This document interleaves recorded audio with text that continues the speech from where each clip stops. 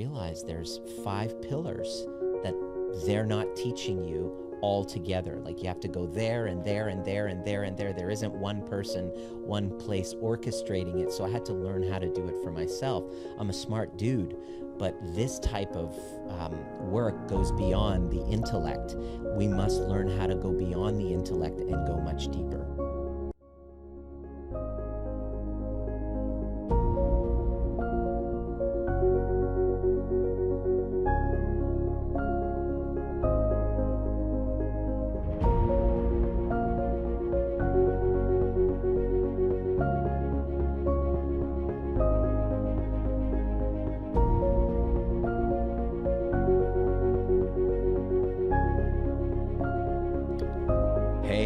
Hey, what is up? Another trigger-proof transmission coming to you from British Columbia, Canada. I felt really inspired these transmissions really are the product of having conversations with the people in our Cycle Breakers community. And what happens is something comes up and I see a pattern with the students and the clients we're working with. And I think to myself, wow, what message would I tell the public? What is it that I want people to know in the realm of healing trauma bonds? And all of a sudden a podcast episode, YouTube video, Facebook Live, whatever I'm doing right now, I just hit that record button and then I speak. And I don't know if you're new to my work.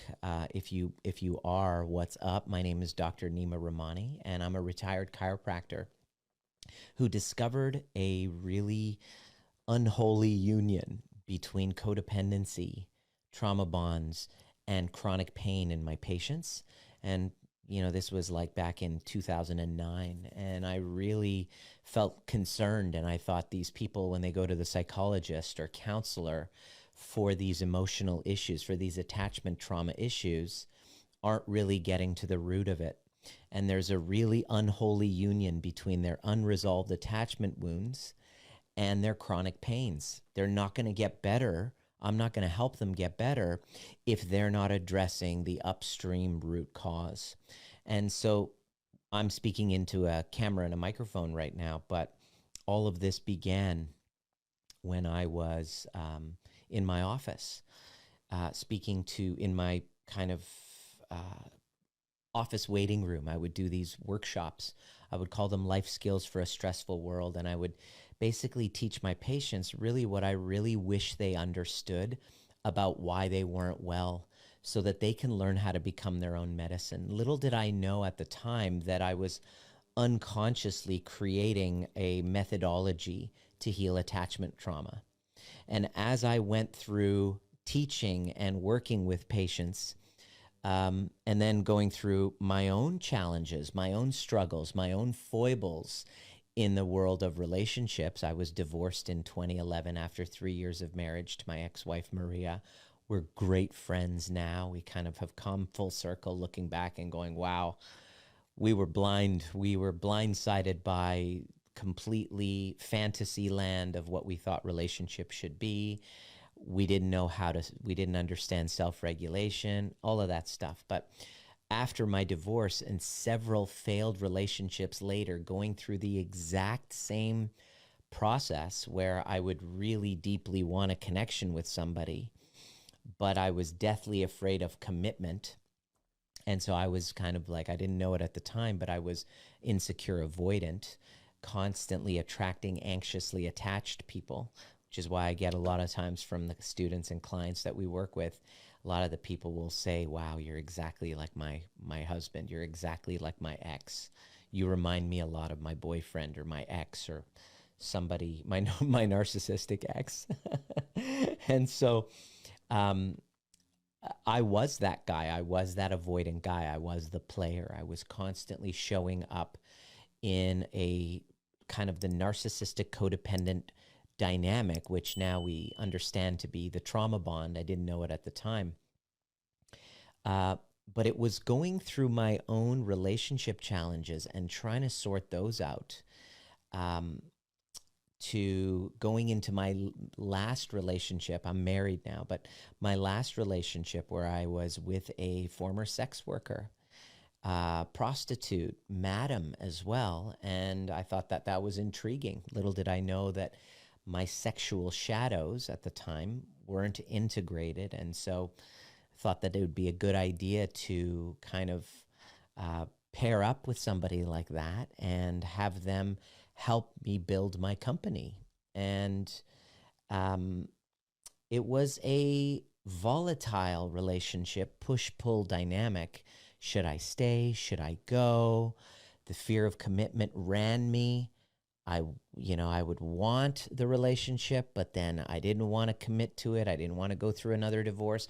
I didn't want to lose half my shit. I had a very untrusting relationship with women. On one hand, I wanted the attention and the nurture.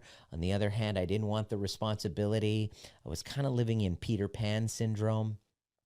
And it wasn't until that relationship really hit a big wall where, things got really volatile and I got violent as a wake-up call going, okay, it was March 11th, 2018, and our relationship had bubbled. It was constant kind of like, what are we? What are we? I want some sort of a guarantee. She wanted some sort of a guarantee. Her abandonment anxiety, her abandonment anxiety went straight through the roof. She was highly codependent. She would attend CODA meetings. And I remember her saying, God, I would give my right arm to not have this codependency. I don't know how to not have this codependency. And I didn't really understand what codependency was until I started dating her. And it was this experience of, I love you, get away from me, you're good for me, I can't live without you, I can't live with you, push, pull. And what I wasn't understanding at the time was that I was in the midst of a trauma bond. And I went through this whole process of healing. I did the most uncomfortable thing when I realized what was happening. I realized that my part of this mess, I had to take full ownership of how I got there. And the part that was really uncomfortable for me to realize was that I had never been alone in a relationship since I was like 18. I always had one person after another. It wasn't difficult for me to find somebody else, right? And, I had a lot going for me. I great chiropractor, and I created this methodology that helps everybody. It was like it was unfair. It was an unfair advantage. I would show up on dates, and the person I would, dating usually was just, overcoming like a heartbreak. And then I would use the overview method, and I would help them, on the first date, they would be in tears going, wow, this is totally wow. And then I would be the rescuer, and then we would go through the whole drama triangle cycle where whenever you're being rescued by somebody, they always turn into your, the person who hurts you, right? Either they leave you, they kind of dump you. And I was that guy. I was constantly looking for damsels in distress, not realizing that that was my unhealed wounds, my unintegrated shadow. I really, the damsel in distress in some point kind of attracts the rescuer savior complex type of person. And if you're really honest with yourself in every relationship dynamic that is a trauma bond, it usually starts off with two people co-idealizing one another, co-rescuing one another. He's rescuing her from, let's say, finances, damsel in distress, single mom needing money. He's got money, rescued damsel in distress. Just one example. They had, it totally can work the other way. And then the other example is he's lonely. He's got low self-esteem. She becomes the vixen who gives him sex and validation, rescues him from his low self-esteem. Boom, you have a co-rescuing operation. And now this is the foundation of a trauma bond. And so I really, really, when I was at that rock bottom, I had to figure out what the fuck happened. How did I get into this situation? And here's the most important thing. Number one, how did I get here? How do I make sure this never happens again? And if I can do number one and number two and find a healthy relationship that feels secure, that feels stable, that doesn't have these same push-pull dynamics, God forbid, have a family, because I didn't think that that was possible. I was hitting my early 40s going, I don't think this is going to happen for me. I don't really have a desire to settle down or have commitment issues. I did my work and I went through the process of healing from these trauma bonds. And so then I met somebody who totally felt different.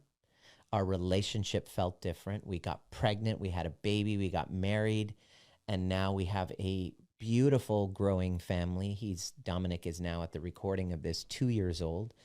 And I can honestly say it's been the most difficult but rewarding journey learning how to break free from trauma bonds. And so now what I do is I retired from chiropractic in 2021 because I was just telling my story. People were resonating. People were DMing me, emailing me these long stories of, wow, I'm listening to your story. This is my story.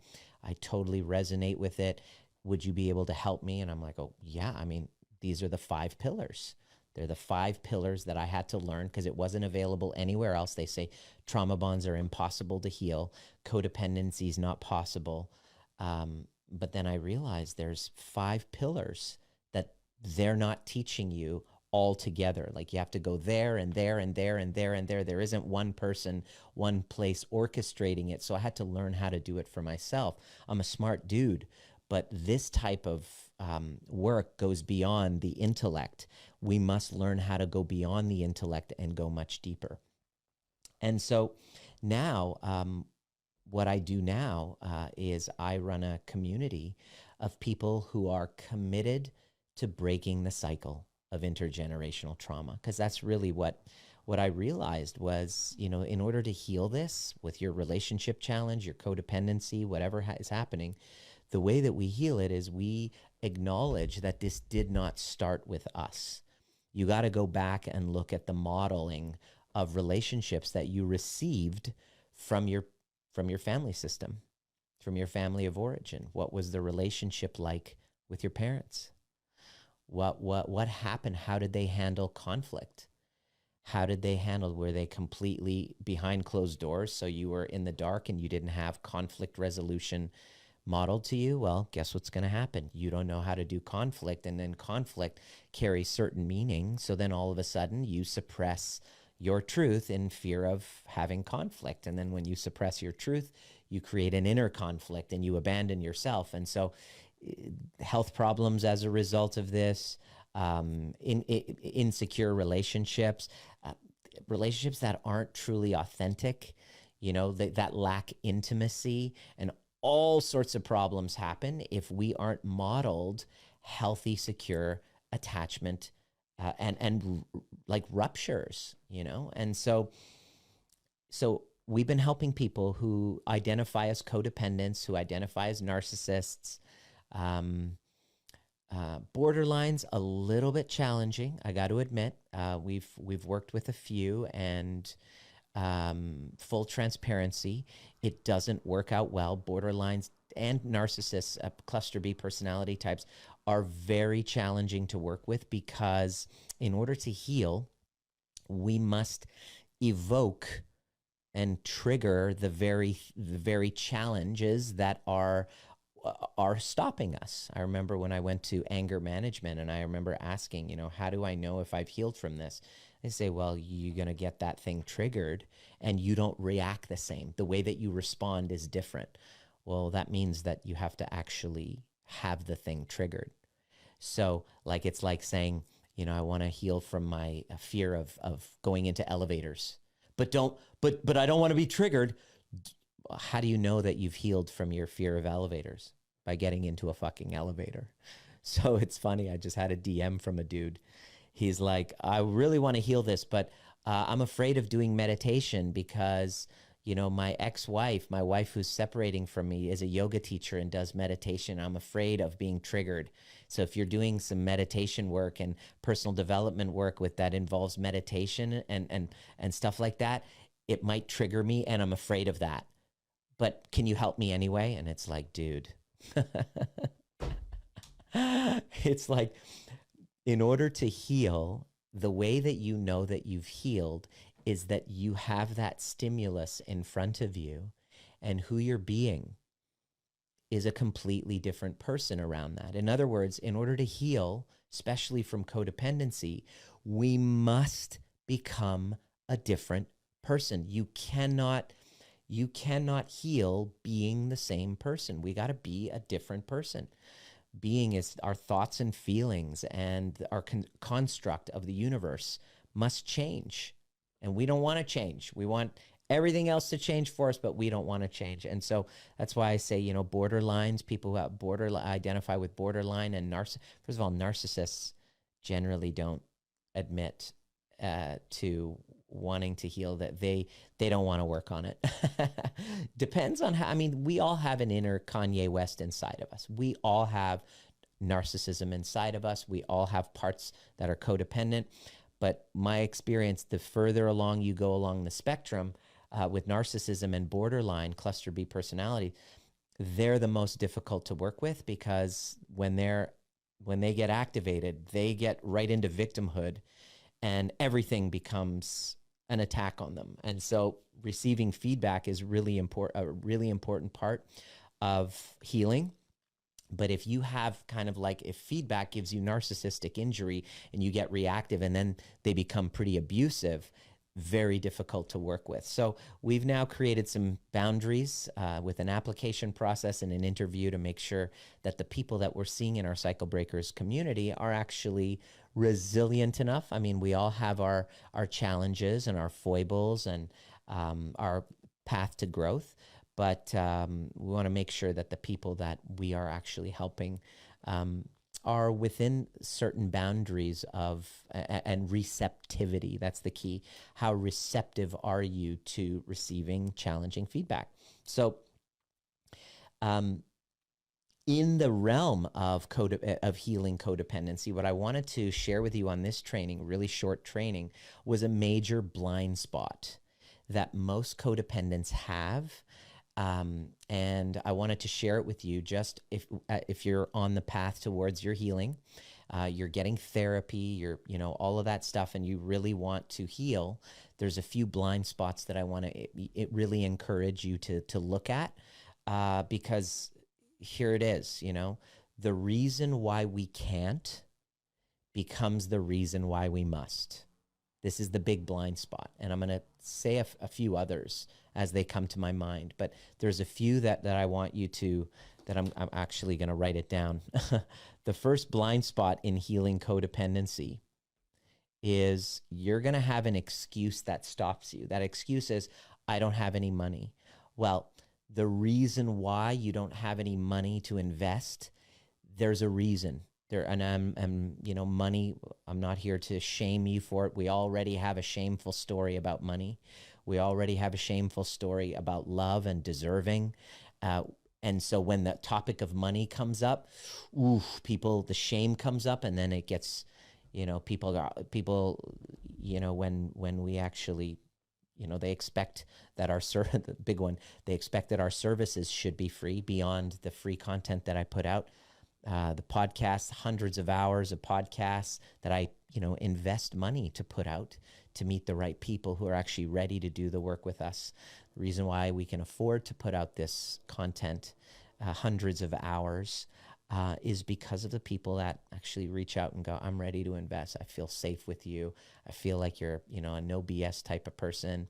I'd like to actually work on this, because YouTube videos, they're great, but they're not actually doing the work. So I can't because I have kids. I can't because my work schedule doesn't allow it. Well, consider the possibility that the reason why we've gotten ourselves in the position where we can't focus on our own healing and make our healing a priority is the reason why we must make our healing a priority. So the first blind spot is the reason why I can't is the reason why I must. With codependence and with trauma in general, people will say to me like, oh, I can't, I have kids. I'm like, are you fucking kidding me? You got to heal these wounds because you have kids. I remember I got pulled over. I got called out on this before. I got a speeding ticket. That's the first one I wanted to write down. The reason why you can't becomes the reason why you must. I totally got called out this summer. I was driving too fast and a cop pulled me over, and my wife and my son was in his car seat in the back. And he was like, yeah, I'm giving you a ticket. I'm like, officer, please, I'm late. We got to go so-and-so. I have a kid in the back. And he looks at me dead in the eyes and he goes, exactly. You have a kid in the back. You shouldn't be speeding. And I was like, oh, fuck. Damn, you're right. He's right. And it's like, this is what I tell people every single day. It's the reason why you can't. Think of why you haven't been able to heal from your codependency. The exact reason. Just imagine that reason why you haven't been able to. That's the reason why you must. I don't care what it is. Just write down whatever excuse it is. I don't have money. I don't have time. Here's the other one. My partner isn't supportive.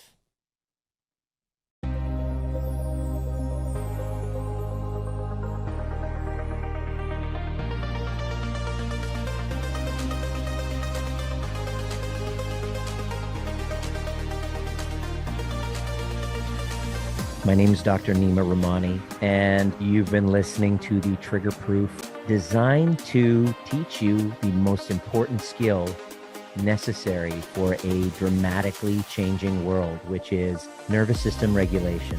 And becoming trigger proof doesn't mean trigger less. It means learning how to regulate ourselves to bring us back to center so that we can then be governed by our purpose rather than from our wounds.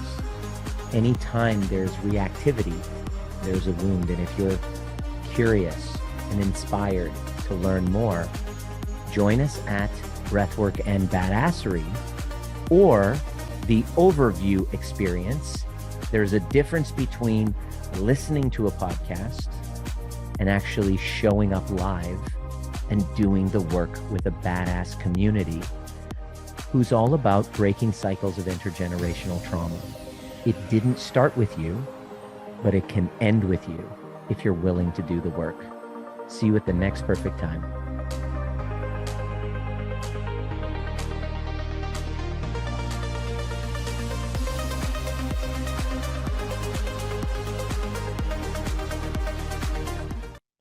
Okay, so I'm going to do my trauma healing work and I'm 100%, but I can't. Why? Well, because I have to ask permission from that person. It's like, oh my God. The fact that you have to ask fucking permission is a good sign that you have been enslaved, because in a secure relationship,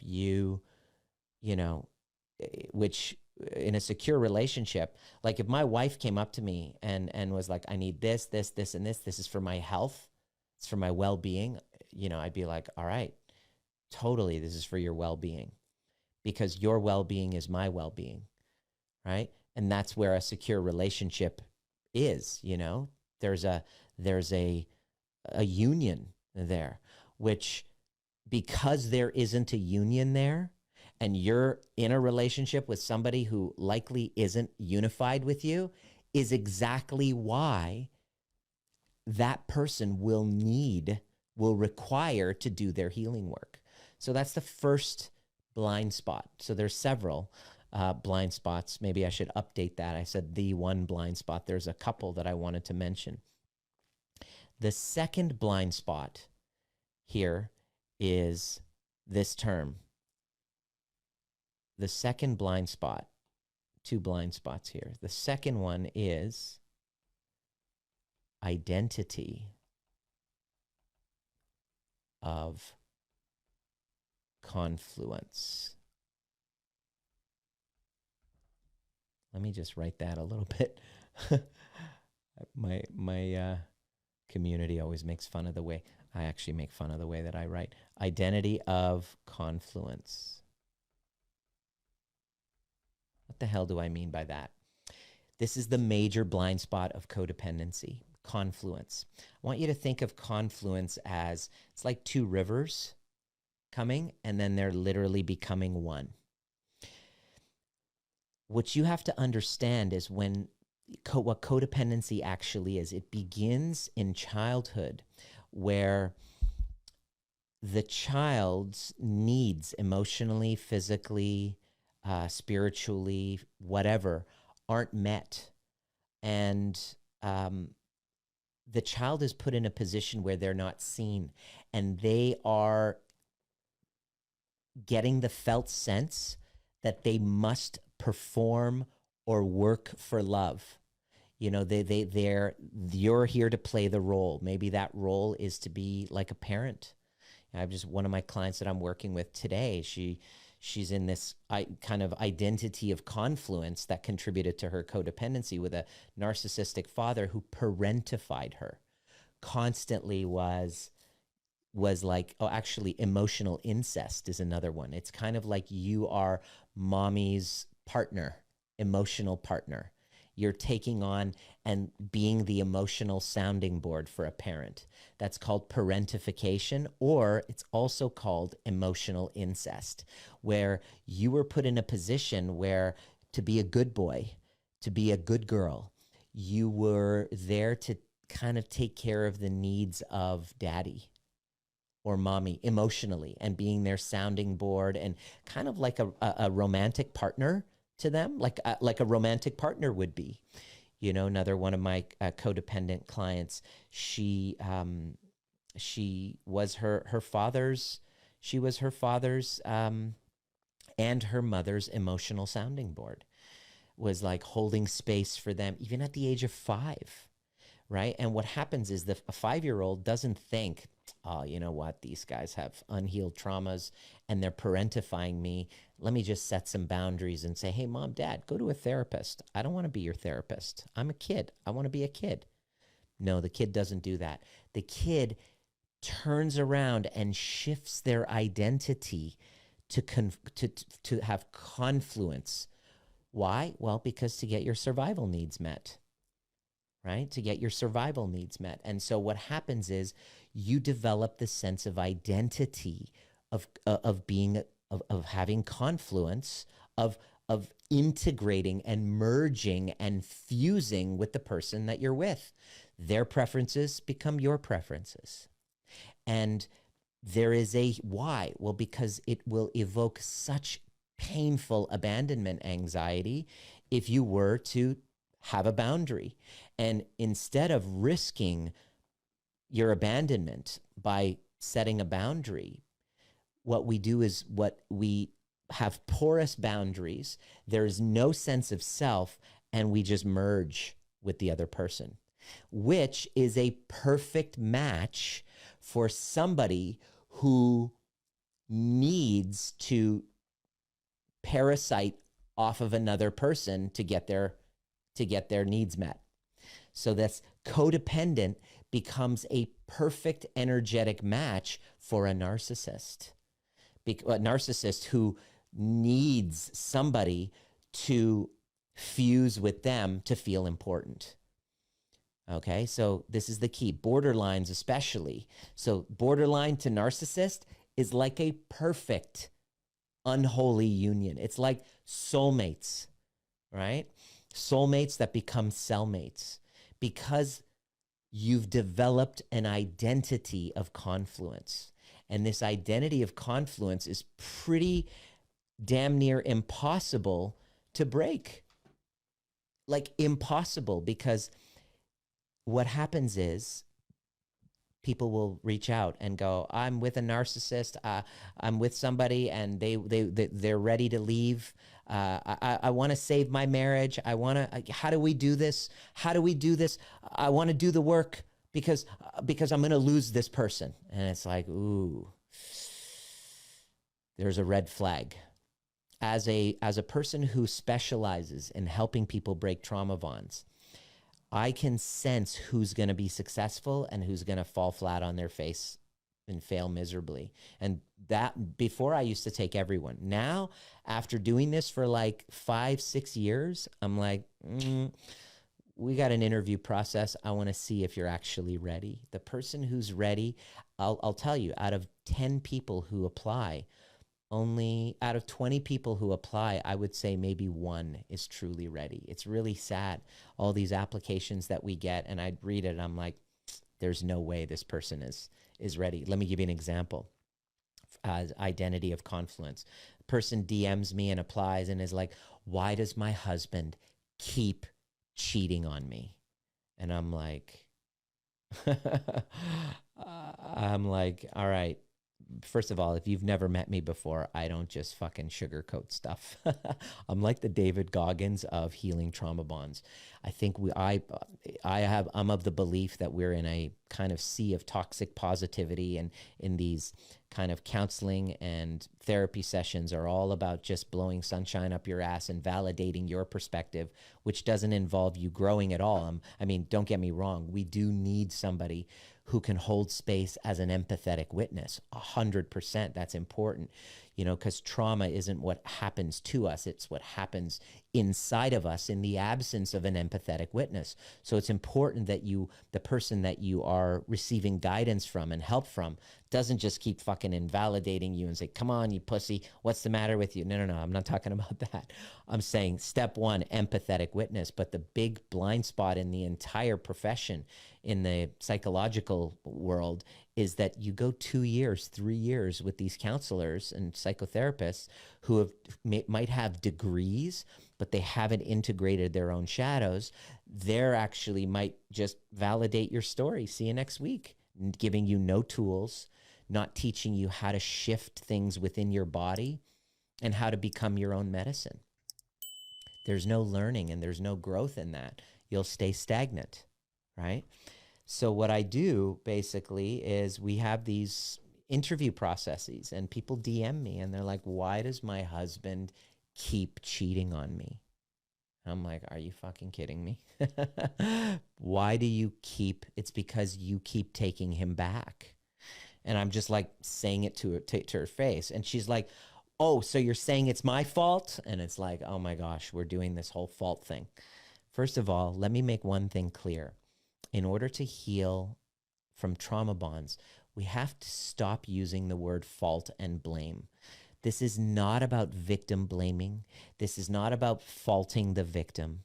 This is about going, all right, your husband isn't the one reaching out to me. If he reached out to me and he went, I can't stop cheating on my wife. What the fuck is going on?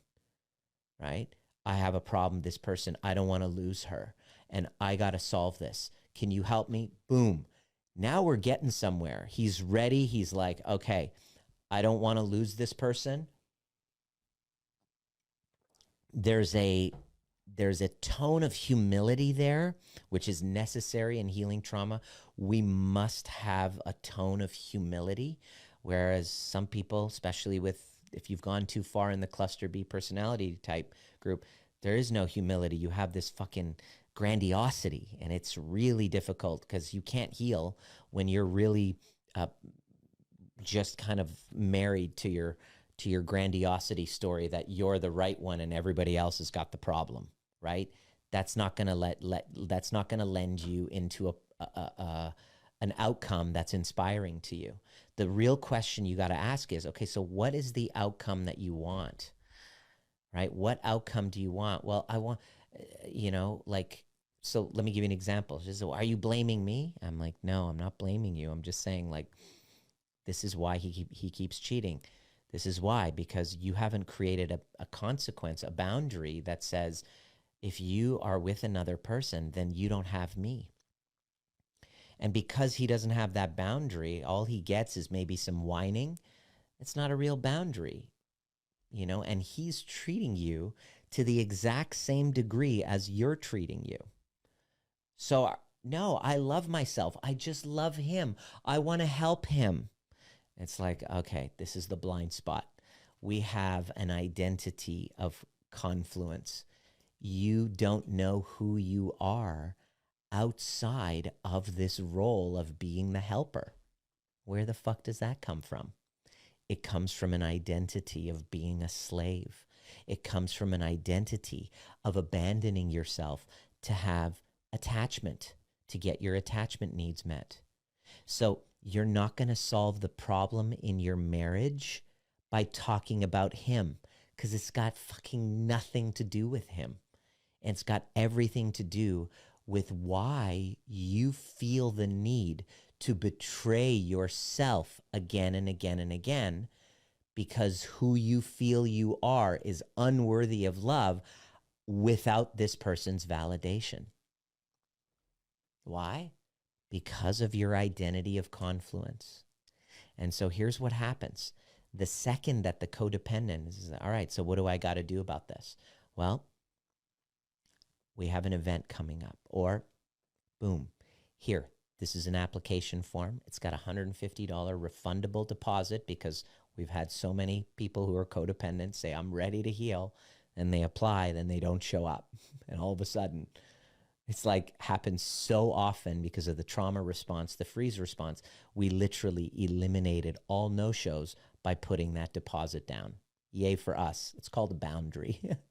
After it was like, fuck, why are we letting this happen? Oh, why do we not think that our time is worth it? Oh, yeah, it is. So this year, I'm pleased to say, since putting up that boundary, we have literally eliminated anybody who isn't truly committed to healing from their trauma bonds. And it works, right?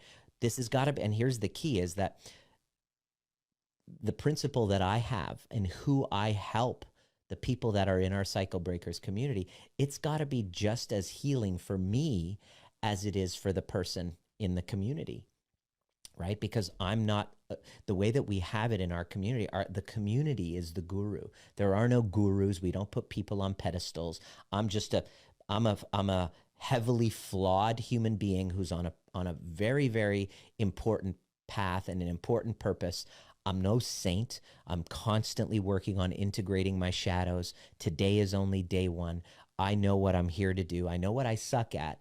I'm not great at drawing and artwork and calligraphy, as you could plainly see, but I am a fucking genius when it comes to finding the right people who are ready to take off the mask, to individuate into their own sense of self, the sense of self that they lost when they were children, trying to conform and become confluent to keep their attachment needs met, and realizing that this way of being has been with them not only from childhood, but long before they were born. This is a cycle from a long time ago, and they are worth it because they are ready to stop that cycle from passing on to the kids. Because if they're honest, they look and they go, shit, my kids are now following in my footsteps, and I'll be damned if they live in the same situation that I do.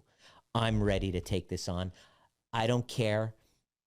I don't care if my partner does it with me or not. That's the key. This is the key question that I ask that tests. Let me ask you this question. This is the question you want to ask yourself. If your partner, it's like, I want to do the work because I want to save my marriage. So here's the question. Are you going to do the work? What if they say no regardless? What if they choose that they want to leave regardless and they're done? Are you still going to do the healing work? That confronts them. That's one of the questions we ask. This is one of the tests that we use to see if somebody's actually sincere. What if they decide that you're going to leave, that they're going to leave you? Are you still wanting to heal the root cause of this and break free from the trauma bond so that you can create a secure relationship down the road? Are you still going to do it? And they're like, oh, then it exposes the inauthenticity, because what they realize is that the person realizes that they're doing the work. It's just a doing so that they can have. If you're doing the work so you can have somebody's approval, there's an incongruency there. If you're doing the work so that you can have reconciliation, there's an incongruency there, and it will virtually eliminate your chances of reconciliation. But if you're doing so that you can be a greater person who's not at the effect of their traumas, that's the only chance you have of reconciliation, where your partner who's ready to leave sees you and goes, holy fuck, you're a completely different person. You would add value to my life because of who you've become.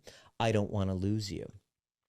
That person didn't take on their healing work and their trauma healing work and breaking free from their trauma bonds, learning the 5 pillars that it takes to integrate and to heal from their unresolved attachment wounds. That person becomes magnetic. But if you're doing it just to have, it will literally eliminate any chance of reconciliation. And so how do we know when the person's like, look, whether I save my marriage, whether I save my relationship or not, I got to do this for me. I got to do this for my kids. I'm not doing this to get them back. Yeah, of course, I would really want, there's a big part of me that is hoping that they will see me and then take me back, but I got to do this for me. Boom. That person is now looking to break free from the confluence and find the self that they lost in childhood. That person becomes magnetic. Now, the good news is that person, whether that person attracts that same partner who steps up to meet them, or that person leaves, they're going to meet somebody exactly at that level. This reminds me of two of my clients, Michelle, who was like, I'm doing this for me. She gets up and leaves, heals, like she was on 8 different medications, chronic pain, chronic illness, autoimmune stuff. And as she did her healing work, her body healed. She moved on. She wasn't ready to jump into another relationship. She was just healing with her. And now, 3 years later, she's engaged. She's getting married. And she's invited me to her wedding. She invited me and my team, Eilina, and she invited us to her wedding. She said, I couldn't have gotten here without you. I was like, yeah. But she basically decided to shift her identity of confluence and become her own individual person, and now has met somebody who's meeting her exactly at that level. And her daughter is fucking crushing it. Healthy situation. And so she's a cycle breaker, right? And she moved on from her marriage when she stepped up. She goes, he's not going to do the work. I'm doing this for me. Cool. Great. The second person was Pamela. She's like, he's not doing it. We do counseling. It's just not working. He keeps having affairs. I don't know what it is. I don't know what to do. 2 months into our Cycle Breakers program, she all of a sudden goes, all right, I'm ready to leave. Now, she said that to him on a counseling session. He turns to her and goes, I totally understand. And he actually helped her move. And he lost her as a result. And guess what happened? It was sad. It was heartbreaking. She felt a huge amount of guilt. That's one of the key components of codependency. Another blind spot is that you have an intolerance to guilt because it evokes toxic shame. You don't want to be the bad guy, because it evokes toxic shame. So you'll stick around and abandon yourself. So you replace guilt with resentment. So you're resentful all the fucking time. You're tired. You're burnt out. Your adrenals are shot. Your digestion is shot. Anxious all the time. You look in the mirror and you can't stand yourself, and then now your kids are following in your footsteps. It's just like clockwork. I literally saw patients like this in my office. I'm like, I'm not going to help them in the office. I want to work with those who are ready to break the cycle. So she did the work, and all of a sudden, 6 months later, 1 year later, she messages me and she's like, guess what? What? He totally stepped up and owned his shit, and we're stronger than ever. And they got back together. They moved back in, and now they still go through their challenges. arguments like any couples do, but they're committed, and he stopped having affairs. Lo and behold, look at that. So the woman who DMs me and is like, when will he stop? Why does he not stop having affairs? Like, because you keep fucking letting him. Like, yeah, but why doesn't he take any responsibility? I'm like, I don't know, because you're letting him. He doesn't have a problem. You're the one with the problem. Why doesn't he take responsibility? Yeah, I get it. The childlike part of us just wants other people to fix it. The cycle breaker steps up and says, they're at the effect of their wounds. They're responsible for their wounds. It's not my job to rescue them. It's time that I rescue myself, and I break free from this identity of confluence, and I learn how to become to myself what I never received, and receive the guidance, the training, the tools, the support, the strategy to make that happen, because I'm that important. But what'll other people think of me? What if I don't get approved of by my partner? Well, the reason why you can't becomes the reason why you must. And that's the most frustrating part of my job. Thank you. This is my therapy, just to tell you how frustrating it is. Working with those peeps who are like, I'm ready to break the cycle. I'm like, okay, let's see what happens when I'm ready. I've been following your stuff. I'm so ready. I'm like, okay, sure. Let's see what happens when you realize that it's about you working on you. Wait. Am I going to be triggered? Yep. You can't heal unless those same stimuli that held you back get evoked. They actually get evoked in the enrollment process, in the application process. On my discovery call application, I have a video there. I'm like, just wait. Just letting you know, this whole process is going to activate you, because I'm getting you to fill out questions that bring up your story, and you're going to have all these feelings, and then you're going to freeze, and then you're not going to want to finish. And so that gives us an idea if you're actually ready, because the people who get through the application process and then get an interview, by the time they speak to Kim knows if they're going to be successful and says, yeah, you're going to do it. We'll make you the offer. There it is. And then other people is like, nope, you're not ready. Please come to breath work first. Please do so-and-so. Doesn't feel like you're ready. Why aren't we ready? And then, when you tell somebody no, this is a good way to know if the person is welcome in your life. Tell a person no and see how they react. See how they react to your boundaries. Often we get people who feel narcissistically injured by our no. Like, we don't think that you're ready. We think this is going to be too stressful for you financially, whatever. And no, this has got to be a fuck yes for both of us. Because if you're going to be leaning on us too much, and you're going to be constantly needy, you're responsible for you here. Like, we're teaching you how to be a functional adult. And if, you're constantly wanting to play that victim role and you're not willing to take that responsibility, there are great therapists out there for you to just keep rehashing your story. This is different. This is for people that are ready to break the cycle. And in order to do that, you got to have somebody poking you intentionally to help you change the way that you react to things, so that you're responsive from an adult place, so that who you're being, your identity can shift, because you're not going to be able to heal with the same identity that brought you into that trauma bond. It's not your fault. Nobody to blame. And it's your responsibility. And so that's what I wanted to share with you on today's trigger-proof transmission. Let me know what comes up for you. Let me know what I always read all the comments. Send me a DM if you're actually ready. And you're willing to do the work, and you're willing to make yourself a priority and go through our process. It's an intimacy. It's called the intimacy audit. We get to see how resilient your system is to feedback, and to see, are you ready to break that cycle? Are you ready to actually create within a short period of time, by this time next year and by next Christmas, to be able to say, wow, I have a secure relationship with myself. You know, I'm not going to tolerate being in a relationship with another person who isn't going to meet me mutually.